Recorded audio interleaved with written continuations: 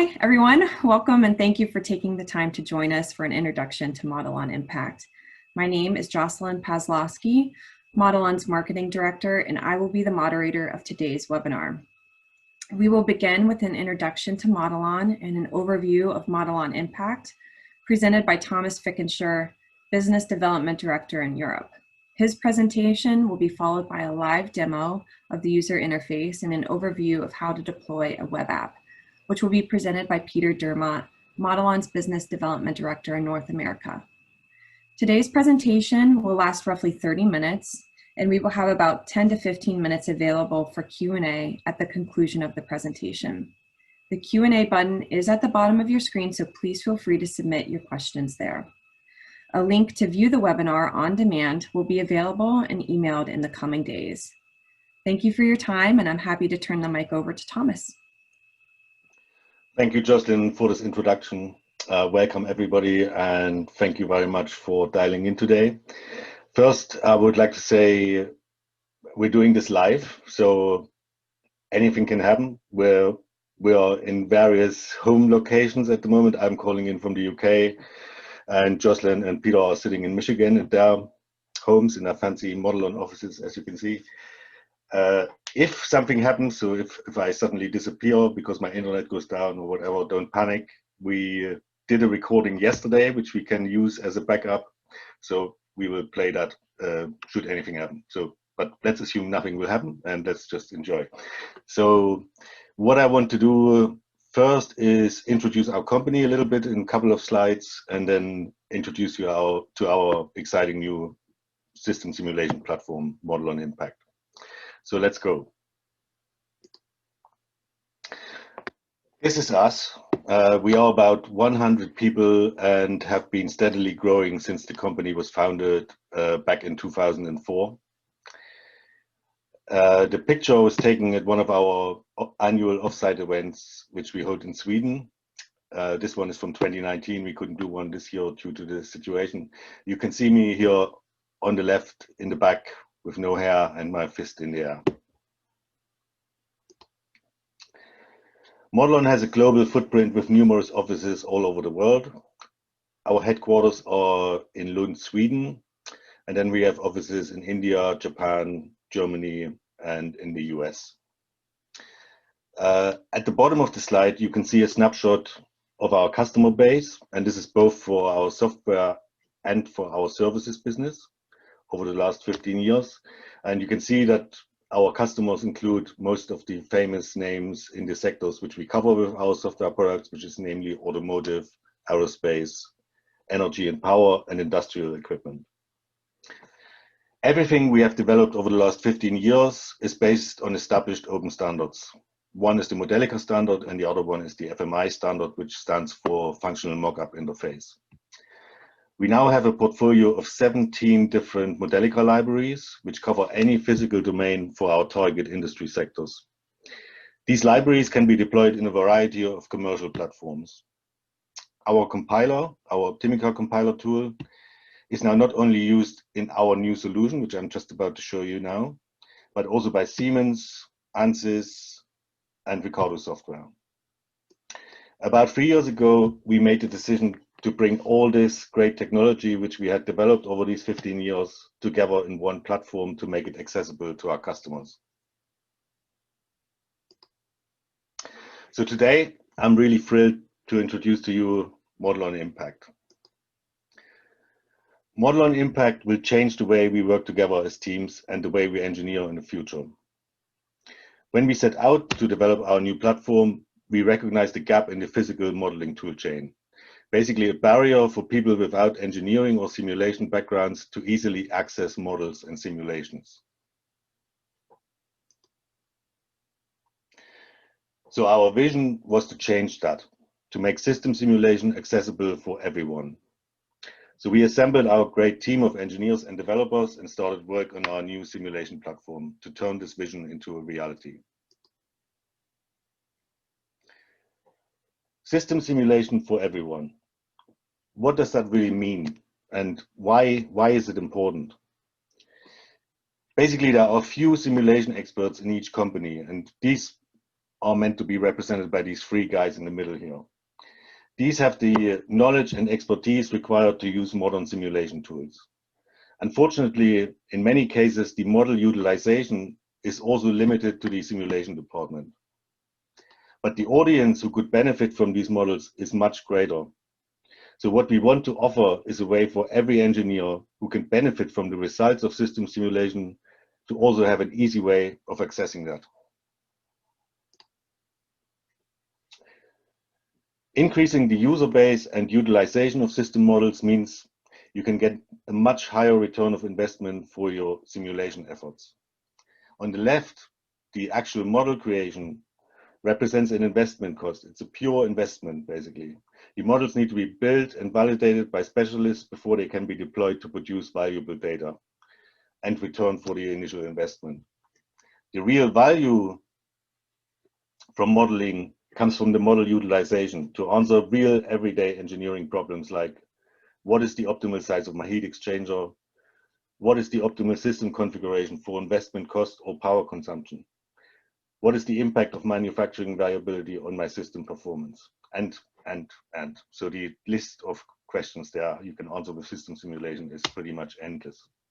So our vision for Modelon Impact was to maximize this model utilization by providing ways of deployment which are by their nature much more accessible to a far bigger audience. So I've told you a little bit about the value that Modelon Impact brings to engineering. But what you see in the demonstration with Peter is how we've built it from the ground up to leverage our comprehensive suite of libraries.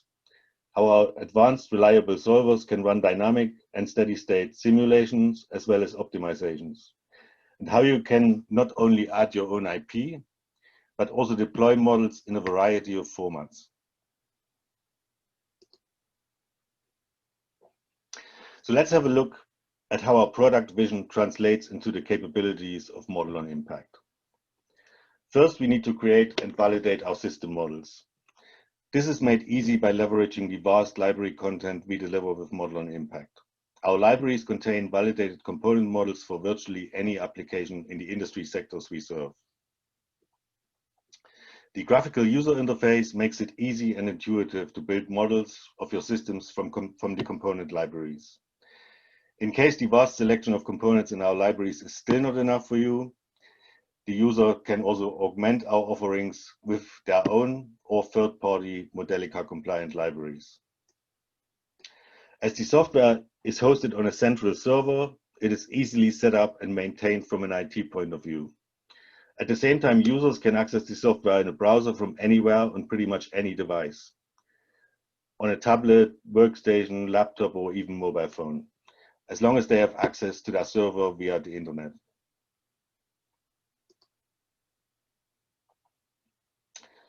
We also put a lot of focus on the aspect of collaboration. In today's global companies, collaboration can be challenging, as teams are often spread across multiple global locations. This challenge was even more pronounced when people across the world had to suddenly switch to home office during the ongoing COVID-19 crisis. The cloud-based nature of Modelon Impact makes collaboration as easy as never before. In order to not only share my model, but also data, views, plots, experiments, and more, all I need to do is to share the hyperlink to my model workspace with the colleagues I want to collaborate with. It really is as seamless and simple as this.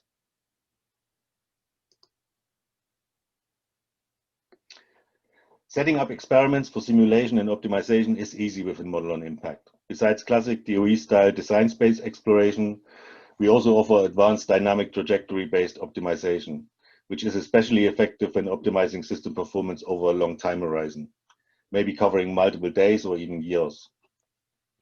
Users can use what we call stickies to interact in the model in a playful way to carry out what-if studies. Stickies are used to visualize parameters and variables on the model canvas. Users can change input values directly on the canvas and immediately see the effect of a parameter change on the system performance in predefined views. And Peter will demonstrate that really shortly. So you can set up these views for various scenarios. They can be set up specifically for the problem formulation of the end user. All views which have been set up can be stored and reused, along with experiment settings, associated data sets, and any other artifacts which are linked to your solution.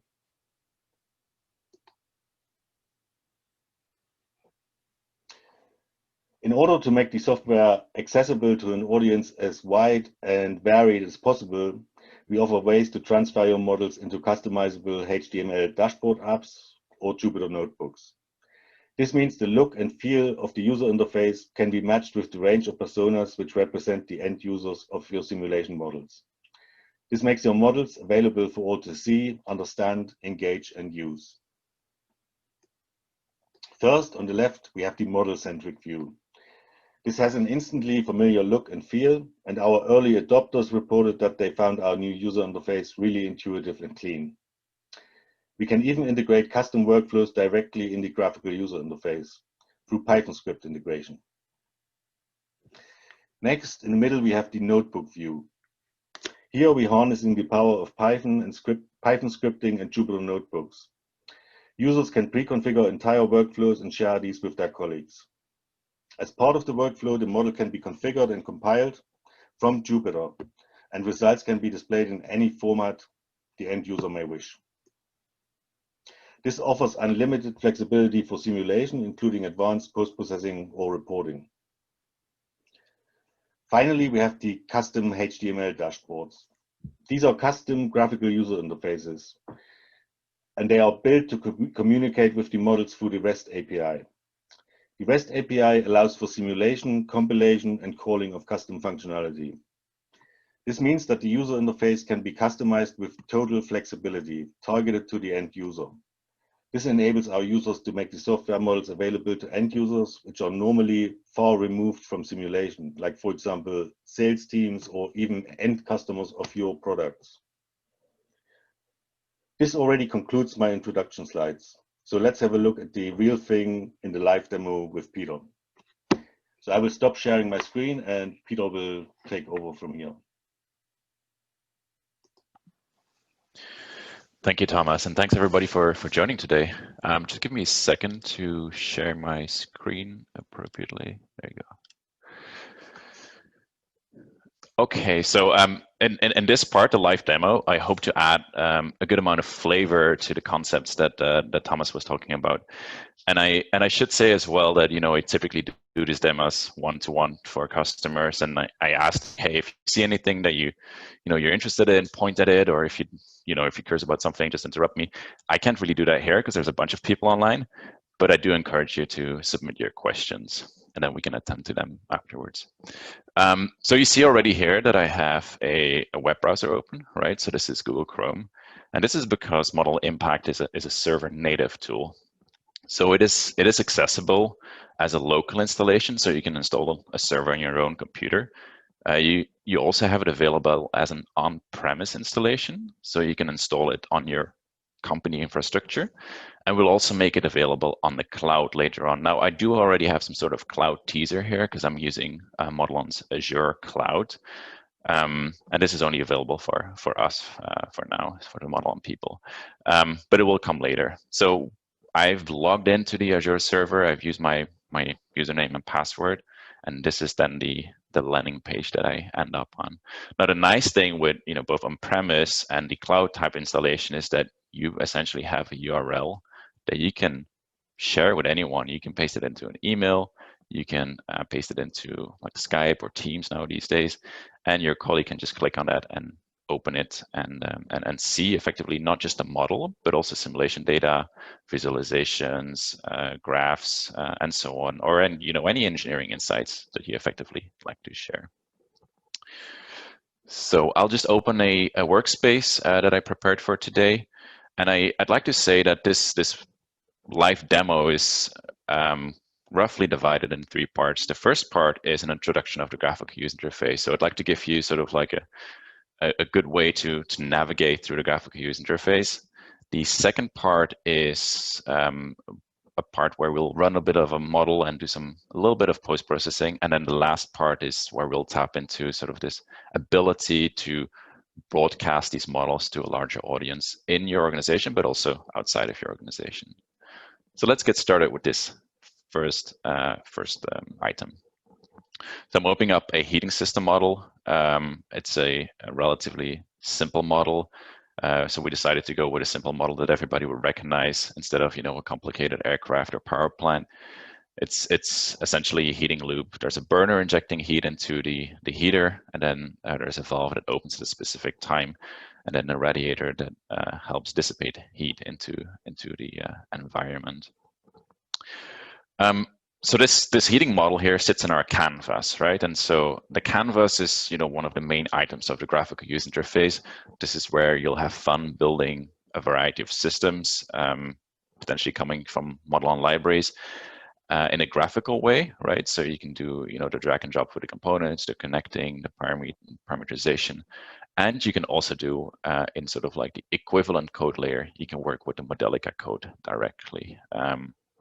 So this is not necessary. This is for the more advanced users, and this is where you'll be able to, as Thomas was saying, to add your own IP. I should also say here that Modelon libraries are pretty much completely open. So everything that is relevant to our users is visible, and they can go ahead and change equations, add own IP. And when you do that, it's quite easy because you're working with equations, you're not working with algorithms, and you're working with a pretty high level physical modeling language, right? So you're far from the 001 that your computer thinks, and you're very close to the engineering thinking here. Yeah, so let's jump here to the left. Here you'll see the basically all your Modelica system models and component models. So in the bottom, you have the sort of like the locked libraries. There are the Modelon commercial libraries pertaining to the different industry sectors that Thomas was talking about, as well as the Modelica standard library, of course, filled with system models, components. And the top part is where you'll be able to sort of like work with, a variety of models that you created yourself. So you can copy these sort of like locked models into your workspace and tear them apart and rebuild them from scratch or make small changes as you wish. And in this workspace, of course, you can also upload your own libraries that you've made with Modelica, also open source libraries if you're interested in doing that. So that's this left pane. Now jumping to the right side. On the right side, you'll find a lot of information to work through the model development process. So there's sort of like a first step here, and this information here on the right side is kind of filtered. So in the first step, you'll be able to see information on your components. So here you see, for instance, information on the pump model. You can make this an awful lot bigger, as well as the parameterization for this pump model. And then as you move on into the experimentation, you can effectively see the dynamic, steady state, custom type of modes that you'll find in Modelon Impact. So I should maybe elaborate on these three items. The dynamic mode is the default mode for Modelica.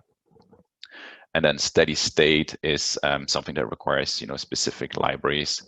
And then lastly, the custom mode is, and this Thomas mentioned this, the ability to essentially use a Python API to enhance this graphical user interface and to add all kind of pre, post, and advanced computation processing capabilities. So that's very neat, and it takes away the need to like do things multiple times over and over again in the graphic user interface, as well as the ability to make custom workflows for a larger audience. And then lastly, you dabble into the results. So here you find the results that are generated with your simulations, and these are ordered. You can change the names and so on. You can of course also delete them. So that's sort of like the key aspects of the graphical user interface. Now there's two handy items that I'd like to show as well. So when you click on this little gear, you open up the settings. So there's a variety of settings, and this is a question that we very often get, the units. So there's the ability to switch with just a click of a button between SI and imperial units. And then within those fields, you have a variety of options. And you can, of course, also on top of that, even customize these options using a set of like a conversion file. So you can even make up your own unit if you'd like to. The second handy item here is the question mark, where you have access to our help center. And yeah, this is kind of like a modern help center. At least we, we try to make it quite modern. It has a ton of information that helps you become productive with Modelon Impact. It's highly structured, and it contains, like GIFs and videos and yeah, just a variety of things that are meant to make you productive. I should say that, right now it is pretty comprehensive already, but as we continue to release stuff, we'll of course add more and more. So yeah, those two handy items conclude the introduction of the graphical user interface. So let's move on to the second part of this demo, which is running a model. So I'll start with clicking the play button here to run a dynamic simulation on this model from the Modelon standard library. So it jumps to simulation, and I can open this pane to see all the results that I have been generating through this simulation.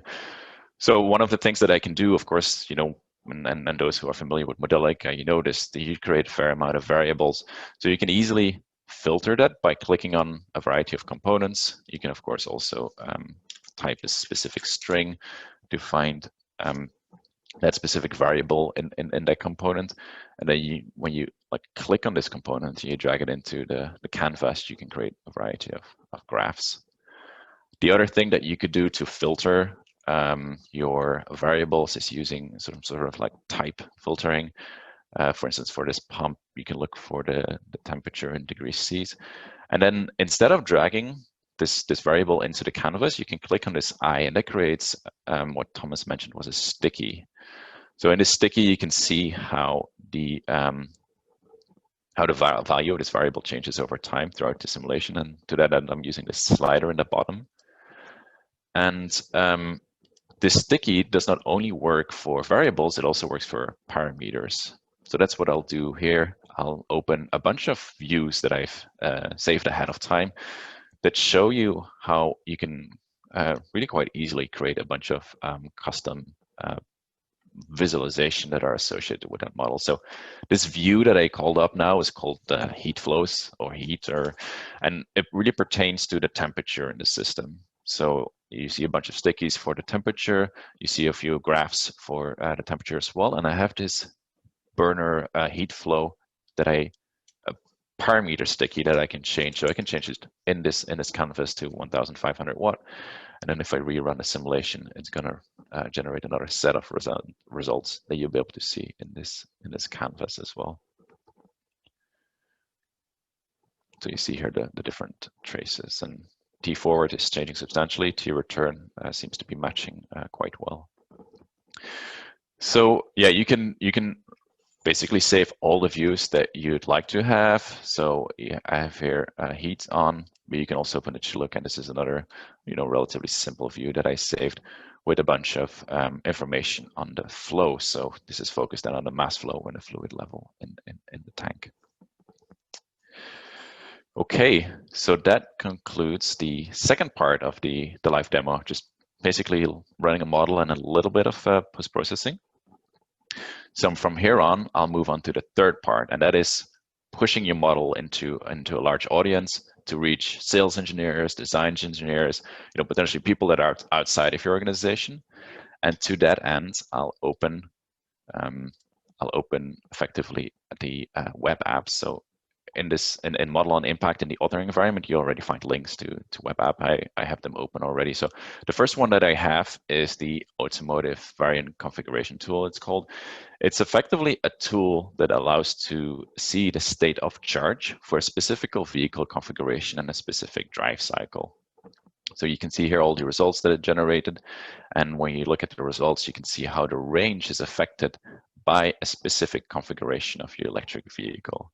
Now, I think it's very important to note here that as you vary this configuration of your model, you basically make structural changes to the model, and therefore you need to recompile that model. So our REST API allows to set up a model structure and then change that model structure, recompile the model, and then resimulate the model. So it's you don't only have access to one specific model. you have access to essentially a model like a library to run a variety of analysis. And here we chose a electric car with a motor, a converter, a battery, and so on.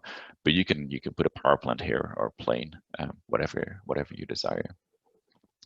So jumping to the Microgrid example. So this is another web app, again, custom for a specific experience that you'd like your audience to have, your sales engineer or your design engineer, whoever this person is, to solve a specific problem, right? So this problem is focused on understanding how your microgrid is going to behave in terms of finances, costs, as well as sort of like the electricity that is produced or used over a specific time and at a specific location. So a microgrid is essentially a system that can be hooked to the grid, but has a local source of energy production. So here you see we have a PV panel, we have a battery, a diesel generator, and this microgrid can operate independently, but it can also sell electricity into the grid or buy electricity from the grid as needed.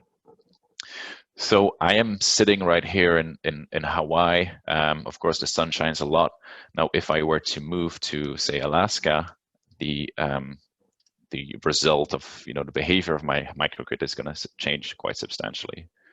And so this specific web app solves the problem of understanding how your specific system is going to behave under specific conditions. And you can even run more advanced optimization settings. They take a little bit longer, so I won't execute them here. But those things allow you to understand when and when not to buy from the grid. So it's pretty powerful what is under the hood here. You can make it quite powerful. And then of course a little graph to illustrate that. And so here I'm using data from the web. You see it's Bing. I'm not sure who uses Bing, but you can also use Google Maps. But it's data that comes from the web, and you can load anything. You can load weather data. You're really tapping into this Internet of Things to enhance your model and to make your model more powerful. So this is what I had for today. First part was an overview of the graphic user interface. Then we run a model. We showed a little bit, the capabilities when it comes to stickies, and then we jumped into this much larger world of web apps. I'd like to thank you again for your time. And there's a lot more that I'd love to show to you, but we don't have that much time today. If you are interested, don't hesitate to reach out. We organize one-on-one demos all the time, and we can make those demos much more specific to your problem. So don't hesitate to reach out, and you can see here already that whatever your application, whatever your industries, from a system simulation perspective, Modelon Impact has what it takes to solve your and your customers' problems. Thank you. I'll pass it back on to Jocelyn. Thank you, Peter, and thank you, Thomas. We hope you found the overview and demonstration valuable and exciting. We'll now move on to the Q&A portion of this webinar. We'll address the questions in the order received, and if we're unable to get to your question, we'll contact you directly to close the loop. If you do have any questions that you would like to address directly with Thomas or Peter, please feel free to reach out to them directly. Their email addresses are listed on the screen here. So we'll go ahead and get started with some of the questions. The first question is, the dashboards you presented are great. Do we need a full Modelon Impact license to use one of these dashboards? I can take that one. Yeah, that is a great question, actually. The answer is no. So obviously, if you have an Impact license, you can also run the dashboards. But if you just want to use dashboards, notebooks, and eventually we will also have an implementation of the log GUI, where you basically just interact with the model through the stickies that we've shown. You don't need a full license. You just need a deploy add-on license, and these are basically sold at a fraction of the cost of the main GUI, and we sell them in bundles of 5, 15, or 25. Basically, if you imagine, for example, if you have some configuration tool for your company products on your own website, then you basically have to make sure you have enough licenses to cater for the people that might use it. I'm not able to share any pricing information during this webinar today, but we are completely open and sharing this with you. So just contact us directly if you're interested, and yeah, we talk to you. Thanks, Thomas. The next question is, I have my own open source Modelica libraries. Can I import them, and how difficult will that be? Okay, yeah, thanks for your question. So, Modelon believes in open standards. Thomas said that right at the beginning, that we're founded on the premise of open standards. So our developers are kind of like purists to the point that sometimes it's annoying. So they really stick to the Modelica standard. And if you have Modelica code you'd like to import, it's pretty likely that it work as long as it respects the standard. So we have of course we have all our libraries in there. We have a few open source libraries, and they all run through the compiler easily. It's a matter of Modelica compliance, right? We can help with that. We can help with compliance work and help you understand. Reach out to us. We load your library, and we'll see if it works. And usually it will work. If not, we'll do some tinkering, and yeah, we can jointly decide a way forward. So generally, yes, with a few maybe asterisks. I think maybe worth saying is, if it passes the pedantic check in another Modelica tool, then it's likely to just work out of the box. And for example, we can work, for example, with the buildings library that can be used in Impact as well. All right, thank you. In one of the dashboards that Peter was showing, you use location information from a map on Microsoft Bing. I think Peter, you may have answered this, but can I connect my model to any data from the internet? For example, state of charge information on a battery connected to a vehicle or power plant in the real world. Yeah, I can take this. Yeah, Peter has already pretty much answered that during his demo. So yes, basically you can connect to any live data from the internet. So as Peter already said, you could have live weather data going into this microgrid model, for example. We already spoke to one of our new customers about connecting vehicle data. So from vehicles that are in the field, they're all sending state of charge information back to the base, and you could basically integrate that directly into your model to update the model basically with real state of charge data from the field. And obviously this, if you use your imagination, this could be used for any kind of application. It somewhat fits into this topic of digital twins, which is a very hot topic, and you hear it all the time. So yes, you can do that. There's no limitations on that. Thanks, Thomas. The next question is, how can I create my own web apps? I have an idea for a web app that I would like to create. How do I do it? Peter? Yeah, sure, I can take that. Creating web apps is relatively straightforward using the REST API that I mentioned. So it's really, again, a standard that we're using, right? And the web apps are a combination of HTML and JavaScript. You can create your own web app. We have a bunch of templates that we're happy to send your way. And we can help you get started. Now, effectively, if you don't want to do that yourself, we also offer services to help you create a web app. But typically, when we talk about Modelon Impact, we have application engineers help you create a relevant web app, and that works quite well.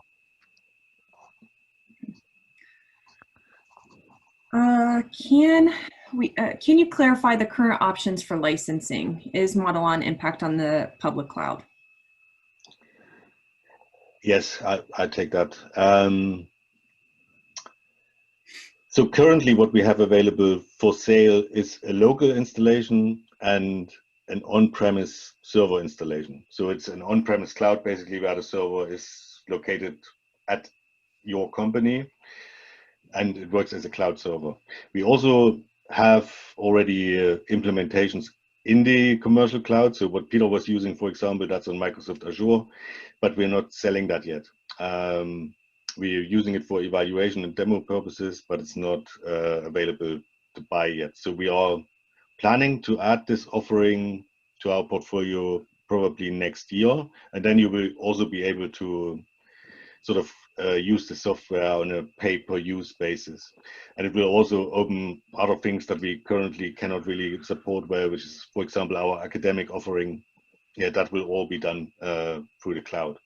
But that doesn't really hold you back, because with the so if you want to use, for example, dashboards or Jupyter notebooks, things like that, that content needs to be created first. And the best way of creating that is probably with a local installation, and then you can roll that out on a server, yeah, to other users. So it wouldn't hold you back to start, especially evaluating and also first usage with local installations, and then we can help you to transfer to an on-premise cloud server if that's what you want, or we can provide you the commercial cloud when it's available. Thank you, Thomas. The next question is, you mentioned the steady state option in the settings. Can you elaborate on that? How does it work? And what is required? Okay. I mean, that's a question where there's a very short answer and a very sort of like long answer and a very technical answer. I'll just stay relatively high level, and then if you want to follow up, we can go in much more in detail. But essentially, Modelica code is equations, right? So there's no in output. There's no algorithm, right? It's just a bunch of like physical like equations, like balance equations, essentially momentum conservation, mass flow conservation, energy conservation, and these kind of things. And what we can do with our compiler is turn those equations into different problem sets, right? So the default problem you'd like to turn it into is dynamic simulation. And then in addition, we do these problems of steady state as well as dynamic optimization, what Thomas touched upon. So for steady state, when you turn that into a specific steady state problem, you need to make sure that these equations are like handled properly by the compiler and like transformed properly into a steady state algorithm. Now you can do that in multiple ways. You can do that on top of an existing model, just fetching the right variables, or you can do that directly with the components, and that is something that we call physics-based solving. And that is integrated in some of our libraries, but not in all of them, effectively. Tentative answer, if this was not conclusive enough for you, don't hesitate to reach out, but I think that's sort of like the gist of it. Okay. We have about 5 more minutes, so we'll take just a few more questions. Do you envision advanced users developing their models via the web UI or in another development environment? In the web UI, effectively. It doesn't, today the Modelon Impact is very much focused on this return on investment, right? Utilizing the model and less on developing models, but we quite clearly in our roadmap have a pull towards more of the development. So those features will become more and more available. But yeah, the vision is certainly that the development will be in the authoring web UI. Next question is, in addition to mass and energy flow, can Modelon model specific flow or chemical reactions? Yes. Yeah, you want to take it, Thomas? But I'll let you. You already seem to have an answer on your tongue. Well, I mean, the short answer is yes. The longer answer is that Modelica is a bunch of equations, right? And you have different libraries that describe different physical domains, right? And if you are in a specific physical domain, you may be in a fluid domain. Now, in the fluid domain, we also differentiate between, single flow or two-phase flow, simply because otherwise these models become way too complex, right? So we have some kind of like decision tree of like what you need is for your specific problem. We're going to point you towards a specific fluid model, right? Component as well as the media model that is associated with that. Now, with some of our libraries, we effectively cover, the species flow and the chemical reactions, and we go into all kind of very weird problems, like with non-Newtonian fluid and species going, and like fuel cell types problems. So yes, short answer, yes. The more elaborate answer is like you need to figure out, the right components that you need for your problem. Yes, for example, we do already carbon dioxide separation processes. We do fuel cells, and so that there really is no limit on the processes you can model. And we also have the expertise in-house, which is really great at Modelon. We basically have experts for each domain, and we call them in when we talk to our customers, and they understand the customer problem, and we are quite efficiently able to help them usually. The next question is, can you expand on how you combine open source models with your own IP protected models all in Modelica? Thomas, you want to go or should I go? Well, basically, you can load them straight in. So if they are Modelica compliant, they will be compliant with our compiler, and you can load them straight into the GUI. Sometimes you have to be careful with connecting different models if they use, for example, different media descriptions. For that, we will provide adapters, for example, but there is always a solution. So I don't know, Peter, you probably have something else to say as well. Yeah, no, I think what you're saying makes sense. I think it depends a little bit on whether the question is combining those two worlds, right? So open source components with Modelon library components, right? Then that answer from Thomas is complete. And if your question is more, can I create sort of like open source on top of Modelon, then the answer is going to be a little bit different. So we in our libraries, we like the idea of our customers expanding upon the IP. So our libraries have a whole bunch of hooks and like places where you can add your own IP, and it's quite easy to then exchange specific parts of a Modelon library component with your own specific part, right? So it's a difference whether you're going to combine or extend upon it. Yeah. Okay, thank you. Can I rebrand my web app, or do I need to mention or display a Modelon logo? The world is your oyster, really. We let you do whatever you like. Yeah. And really, the HTML dashboards are so flexible that you can really do anything with them. So at the moment, we would either let you create the web app. All the interfaces are open for the customers to use. Is probably also worth mentioning. So you don't need to involve us at all if you don't like to. But we can also help you develop a dashboard app if you like. And yeah, obviously it's your app, so you can make it look whichever way you want.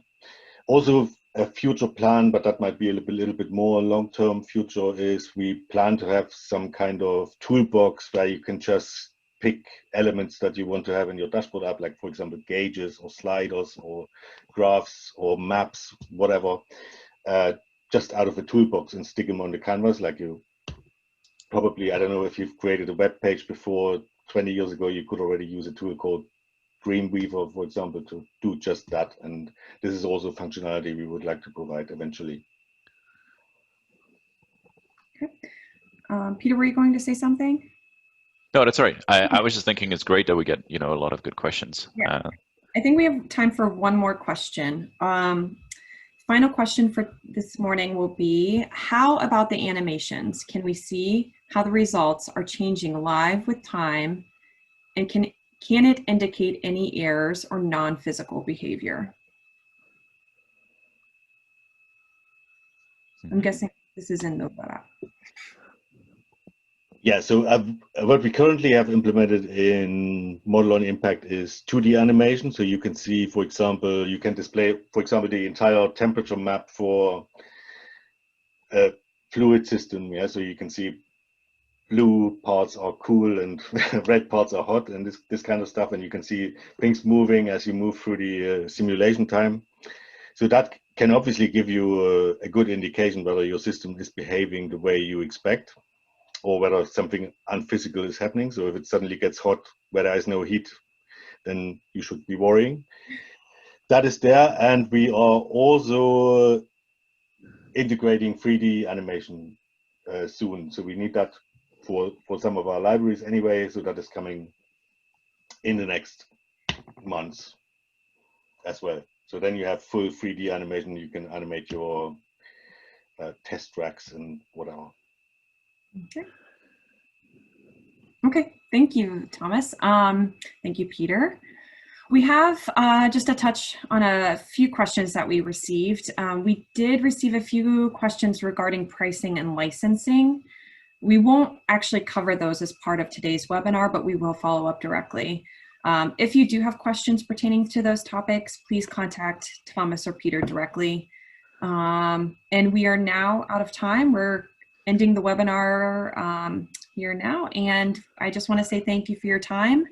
And you can look forward to additional webinars coming up in the near future in regards to applications in Modelon Impact. So maybe a quick question from my side. I'll add another question, but effectively I see that, you know, the questions that we received, some have a name, others don't. Mm-hmm. And so we haven't answered all questions. The ones that don't have a name with it, we won't be able to reach out to you. Yep. Thank you. So, you know, please, you know, take note of our email addresses that are listed here on this slide. We'll be very happy to help you with your questions. Yeah, if you signaled when you submitted your Q&A as anonymous attendee, then I don't believe we'll be able to follow up with you. So if I didn't get to your question, please, again, like Peter said, please feel free to follow up directly with Thomas and Peter to make sure your question is answered. So, or you can reply, I believe my email address was on the webinar confirmation. You can reply directly to that too, and I'll make sure that you are in touch, get in touch with the right person. So, all right. Well, thank you so much. Thank you. Thanks a lot for joining. Okay. Thanks. Bye-bye. Bye-bye.